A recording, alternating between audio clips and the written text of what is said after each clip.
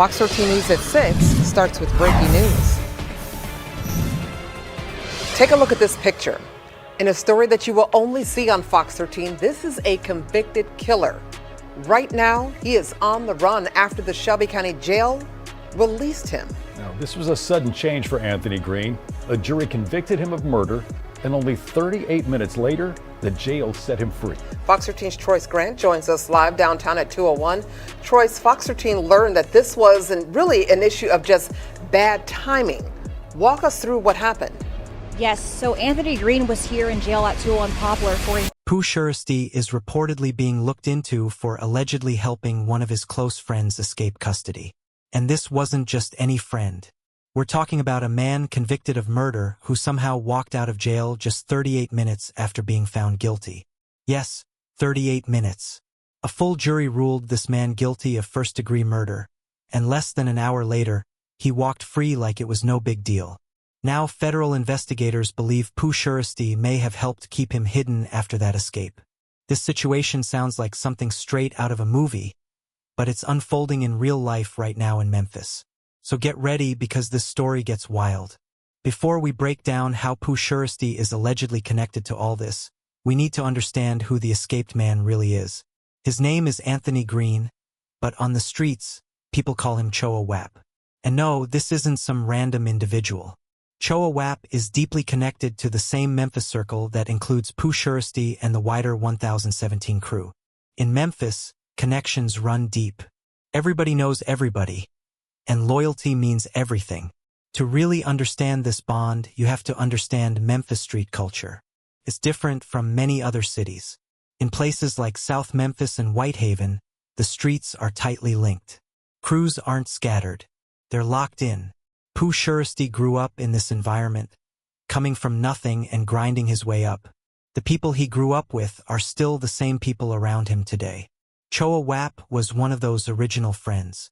They were moving together before fame, before music deals, before Gucci Mane's 1017 records, and before success ever entered the picture. This is that type of loyalty where people risk everything for someone they consider family, not by blood, but by survival. Now let's rewind to June 2020, because that's where this entire case begins. It's a summer night in Memphis, in the Whitehaven area. A 27-year-old man named Octavius Atkins is sitting in his car at the intersection of Shelby Drive and Neely Road. He's not bothering anyone, just parked there, maybe checking his phone or waiting for someone. Suddenly, a white Mercedes SUV pulls up, and everything changes instantly. According to police reports and witnesses, someone inside that white Mercedes opened fire on Atkins' vehicle. Multiple shots. No warning. No hesitation. Octavius Atkins was killed on the spot. His life ended right there. But it didn't stop with him. A 49-year-old man sitting in another nearby car was also hit. He survived, but the message was clear. This wasn't accidental. Whoever did this came prepared. After the shooting, the white Mercedes disappeared. But Memphis police moved fast. A few hours later, they found that same SUV behind a building, completely burned. Someone had set it on fire, clearly trying to destroy evidence. That detail alone told investigators this was planned. This wasn't random violence. This was calculated. Whoever was responsible knew how to cover their tracks and understood how police investigations work. They were trying to erase fingerprints, DNA, and any ballistic evidence tied to the vehicle. The Memphis Police Department took this case seriously. Detectives spent months reviewing surveillance footage, interviewing witnesses, and piecing together every detail. Eventually, they identified their suspect, Anthony Green, known as Choa Wap. A warrant was issued, and months later, he was arrested during a routine traffic stop by Mississippi Highway Patrol. Choa Wap was charged with first-degree murder for the killing of Octavius Atkins. But here's where things start getting complicated. While waiting in jail for his murder trial, Choa Wap also had another charge against him: theft. Obviously, that charge was far less serious than murder, but it played a major role later. He was able to post bond for the theft charge while still being held on the murder charge. So technically, one case was bonded out, but the murder case still kept him locked up. Stay with me because this is where the situation turns insane. Fast forward to September 24, 2025. Choa Wap finally goes to trial for murder. A jury hears all the evidence. Surveillance video, witness statements, and forensic findings connected to the burned Mercedes.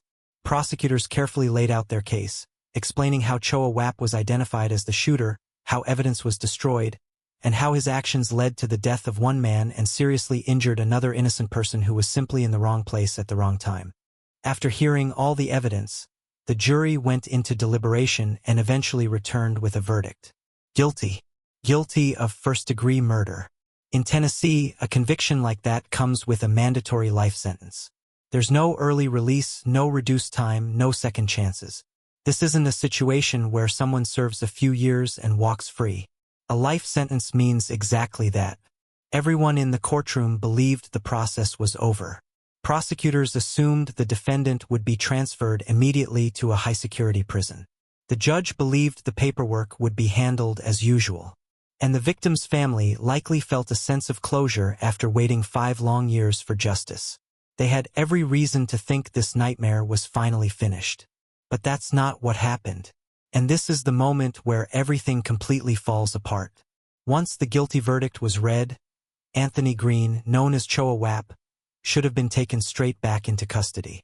All of his bonds were supposed to be canceled, and the system should have been updated to reflect that he was now a convicted murderer serving a life sentence. The court clerk was supposed to immediately send that information to the jail, so there would be no confusion about his status. Somewhere along the way, that process failed. Badly. At 201 Poplar, the main jail facility in Memphis, the paperwork that arrived only showed one thing: that Choa Wap had already posted bond for a separate theft charge. The documents confirming his murder conviction and bond revocation hadn't been entered into the system yet. Whether they were delayed, misplaced, or sitting on someone's desk, they weren't available when they needed to be. And in the jail system, if something isn't in the computer, it basically doesn't exist. So the jail followed what the system told them to do. They released him. Just like that, a man convicted of first-degree murder walked out the front door. 38 minutes. Less than 40 minutes after a jury found him guilty, Choa Wap was free on the streets of Memphis. His attorney, Brandon Hall, later confirmed this publicly. He told Fox 13 that the release was caused by a clerical error. In fact, Hall pointed out something ironic. He said the jail usually takes an extremely long time to release people. Even individuals who post bond on minor charges often sit in intake for 1 or 2 days because of delays. But somehow, in this one case, the system worked faster than usual. The one time everything moved quickly, it resulted in a convicted murderer being released. You really can't make this stuff up. The mistake was discovered the next day, on September 25, 2025. Once the correct paperwork was finally processed, officials immediately realized what had happened. A new arrest warrant was issued for Anthony Green, charging him again with first-degree murder, using a firearm to commit a felony, and attempted first-degree murder related to the 49-year-old man who survived the shooting. But by then, it was too late. Choa Wap was gone, completely off the radar. He had a full 24-hour head start, which is more than enough time to disappear. He could have left the state, reached a safe location, or gone somewhere remote where no one would think to look. And this is where Pooh Shiesty's name enters the conversation. According to street rumors and what investigators are reportedly examining, authorities believe Pooh Shiesty may have played a role in helping Choa Wap stay hidden. That might sound confusing at first, especially since Pooh Shiesty himself is currently locked up on federal charges related to a separate case in Miami. So how could he be helping someone while behind bars? That's where street loyalty comes in. Investigators believe that even from prison, Pooh Shiesty may have been coordinating support. That includes moving money, arranging resources, and connecting Choa Wap with trusted people who could provide shelter and protection. Let's break down what law enforcement suspects is happening. First, there's money. Fugitive can't survive without it. Cash is needed for food, transportation, housing, new clothes, and constant movement. Staying on the run is expensive, and it requires a steady flow of funds. According to sources, Pooh Shiesty is believed to be sending financial support to Choa Wap through indirect channels. that money could be moving through family members, close friends, or trusted associates. We're talking about enough money to keep someone comfortable while avoiding capture. Now, this isn't as simple as sending money directly from prison. Investigators believe the process is far more complex. Even while incarcerated, Pooh Shiesty still has access to income through music royalties, business interests, and managed accounts. Authorities believe he may be directing people on the outside to move money in ways that are difficult to trace. This could include using multiple cash apps under different names, spreading transactions across several people, using cryptocurrency, or passing physical cash through a chain of trusted individuals. This method is known as structuring. It's designed to avoid detection by breaking large amounts into smaller transfers. Federal agents are skilled at tracking money, but when transactions are divided and routed through multiple people, proving the final destination becomes much harder. Second, there are safe houses. When someone is on the run, they can't just crash anywhere. They need locations where they can disappear, places where no one is talking to police, and where they can stay completely off the grid. Investigators believe Pooh Shiesty has been helping connect Choa Wap to these types of hideouts through trusted people in Memphis and nearby areas. These aren't random spots. These are places owned or controlled by people who are loyal, people who understand the consequences of talking, and people willing to risk charges themselves to protect someone from their circle. We're talking about low-profile trap houses, rental properties under false names, and homes tied to individuals so far removed that law enforcement wouldn't immediately suspect them. Next comes resources, burner phones, fake identification, transportation, everything required to stay mobile and invisible. Choa Wap can't use his real phone because cell towers and GPS would track him instantly. He can't drive a vehicle registered in his name because that plate would alert law enforcement nationwide. So instead, he would need disposable phones that get used briefly and tossed, vehicles registered to others, and drivers who won't attract attention. Investigators believe Pooh Shiesty's connections are supplying exactly that. This is where the Memphis Street Network matters. Pooh Shiesty has ties in nearly every neighborhood, across multiple states in the South, including Tennessee, Mississippi, Arkansas, and Alabama. With just a few instructions passed from behind bars, authorities believe he could organize a system that moves Choa Wap from place to place, keeping him one step ahead of police at all times. Now, some people might be asking, how do investigators even know Pooh Shiesty is involved? The answer is surveillance. When someone is in federal custody, their communications are monitored closely. Phone calls are recorded. Mail is reviewed. Visits are observed. Nothing goes unnoticed. If Pooh Shiesty is coordinating anything, law enforcement is watching for patterns, coded language, repeated contacts, and unusual financial activity. Even if nothing is said directly, investigators are trained to read between the lines. But it's not only about what's being said. It's also about connections. When authorities trace where Choa Wap has possibly been seen, who assisted him, and where money is coming from, many of those trails allegedly lead back to people connected to Pooh Shiesty. Investigators are reviewing financial records, call logs, and surveillance footage. They're also questioning associates and applying pressure to lower-level individuals who may know something. In tight-knit street environments, someone always knows something. And when federal pressure increases, loyalty often starts to crack. Some people might be facing their own legal trouble.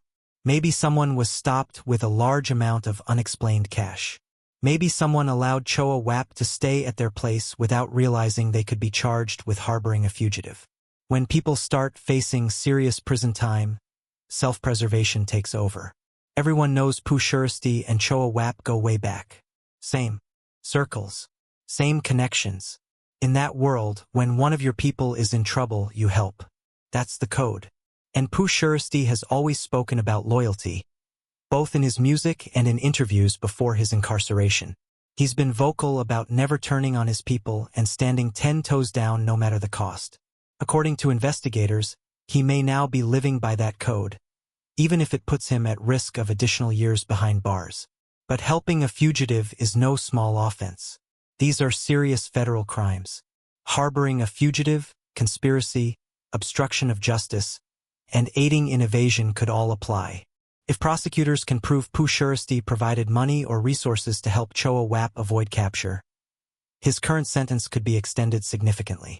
He's already serving time related to federal gun charges, and this situation could add much more. And it's not just him. Anyone who helped Choa Wap, friends, relatives, associates, anyone who provided shelter, transportation, or resources could also face charges. Federal authorities do not play when it comes to protecting fugitives, especially someone convicted of murder. Meanwhile, Choa Wap remains on the run. As of now, he still hasn't been captured. Memphis police continue searching, monitoring his known associates, and following every possible lead. His image has been circulated across media outlets, tip lines, and reward programs. Law enforcement is actively asking the public for information, but despite all that, he's managed to stay hidden for months. That alone suggests he has strong support. Nobody avoids capture this long without help, especially in a world full of cameras, facial recognition, and digital tracking. So let's take a step back and look at the bigger picture. This story isn't just about an escaped inmate or a rapper under investigation. This is about a system failure at the highest level. How does someone convicted of first-degree murder walk out of jail because of a paperwork mistake? In 2025, with all the technology available, this should not be possible. Yet it happened, and the danger is real. Choa Wap was convicted of killing one person and seriously injuring another. While he's on the run, the community remains at risk. The victim's family, who waited 5 years for justice, are now forced to live knowing the man responsible is free.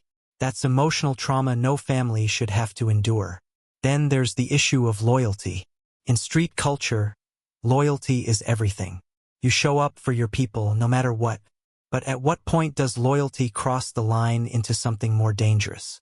If these allegations are true, Pooh Shiesty is risking more prison time, possibly decades, to protect someone already convicted of murder. That raises serious questions about whether that loyalty is worth the cost, especially when innocent lives are already lost.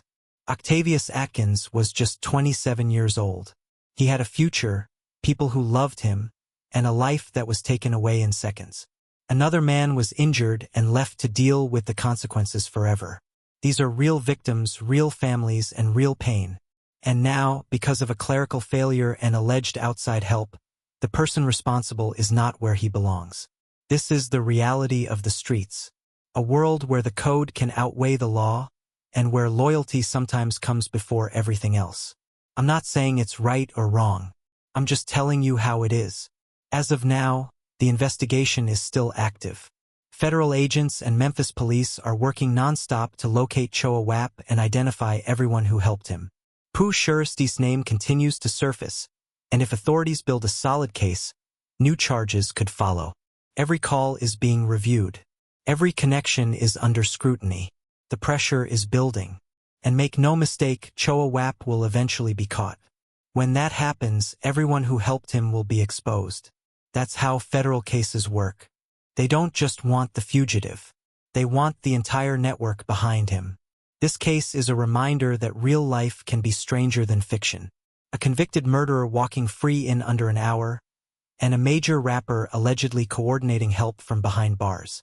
It's wild, it's messy, and it's far from over. Stay locked in. More details are coming. And when they do, I'll be right here breaking it all down. Until then, stay safe, stay sharp, and remember the streets never stop watching. Peace.